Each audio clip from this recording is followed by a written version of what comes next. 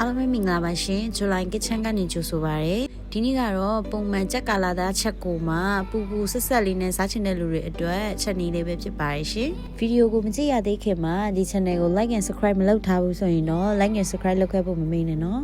โอเคစားလိုက်ကြရအောင်เนาะပထမအောင်ဆုံးချက်သားကိုဒီစားဟင်းချုံမုံအယောင်တင်မုံစနွင်းမုံတွေထည့်ပြီးတော့ဒီချာလေးနေပါမယ်ချက်သားကကြတော့အယိုးလေးနဲ့ဆိုရင်ပို့ပြီးတော့စားလို့ကောင်းတယ်ပေါ့เนาะပြီးရင်အတုံးလေးတွေကိုလည်းဒီလိုအတုံးတုံးလေးတစ်ခါလေးတုံးခိုင်းလိုက်ပါတယ်အခုထည့်နေရတော့ပဲငံပြားကြီးအကျဲဖြစ်ပါတယ်ပြီးရင်တော့ပဲငံပြားကြီးအနောက်လေးလည်းနည်းနည်းလေးထည့်လိုက်ပါမယ်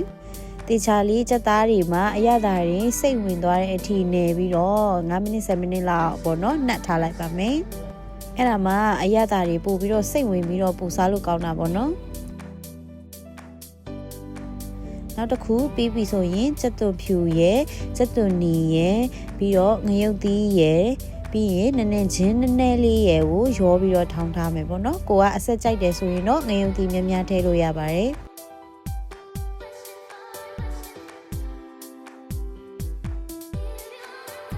ထောင်းတော့မယ်ဆိုရင်စားထည့်ပြီးတော့ထောင်းပါမယ်စားထည့်ပြီးတော့ထောင်းရင်ပို့ပြီးတော့လည်း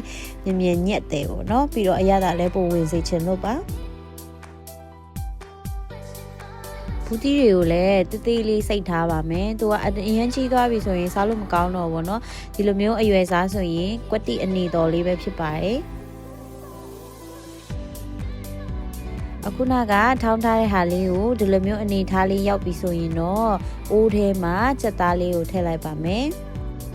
ချက်သားထည့်ပြီးသွားပြီဆိုရင်တော့အခုနကထောင်းထားတဲ့ဒီငရုတ်သီးချက်သွန်ဖြူလေးတွေကိုအပေါ်ကနေထားလိုက်မယ်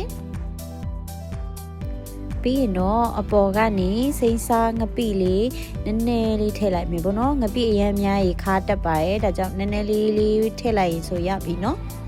ပြီးရင်တော့စီလေးနည်းနည်းလေးထည့်လိုက်ပါမယ်စီလေးနည်းနည်းထည့်ပြီးပြီဆိုရင်တော့အပေါ်ကနေဒီ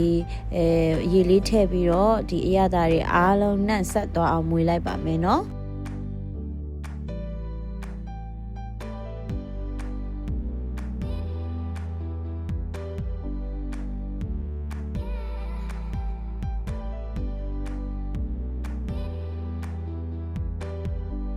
ပြီးရင်တော့အဖုံးလေးပိတ်ပြီးတော့ဒီအထဲကချက်သားလေးတွေနူးဣပြီးတော့ဒီအရသာတွေဝင်သွားလောက်တဲ့အထိကိုထားရပါမယ်နောက်ထပ်အနေနဲ့ဘူးတီးကိုထည့်လိုက်ပါမယ်ဘူးတီးကိုလည်းအရသာတွေဝင်ပြီးတော့ပေါ့နော်မွေးတဲ့အထိကိုမွေရပါမယ်ရှင်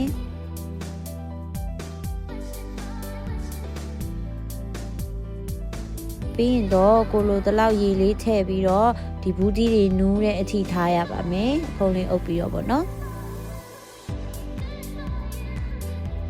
နောက်9မိနစ်10မိနစ်လောက်ထားပြီးပြီဆိုရင်တော့ဘူးတီးတွေလည်းဤပြီးချက်သားတွေလည်းဤလာပါပြီအနံ့ကလေတကယ်ကိုမွေးပြီးတော့လေအရန်ကိုအခုချက်ချင်းကိုပြေးပြီးတော့သမင်းစားချင်စိတ်ပါဖြစ်တယ်တကယ်အရန်မိုက်ပါတယ်နောက်ဆုံးကတော့အပေါ်ကနေဒီထပ်ပို့ပြီးတော့မွေးတော့ရှမ်းနံနံလေးအုပ်လိုက်ပါမယ်ပုံမှန်ကာလာသားချက်အချိုတွေလို့မဟုတ်ပဲねဒီတစ်ခါကကျတော့ဆက်ဆက်ကလေးချက်ပြထားတဲ့အတွက်ဒီလူငယ်တွေဆိုရင်ပို့ပြီးတော့ကြိုက်ကြတယ်ပေါ့နော်အိမ်မှာလှုပ်ရှားကြည့်ပါမကောင်းဆိုရင်ကြိုက်တာလာပြောဗျာအဆုံးထိကြည့်ပေးတဲ့အတွက်အားလုံးကျေးဇူးတင်ပါတယ်တတာ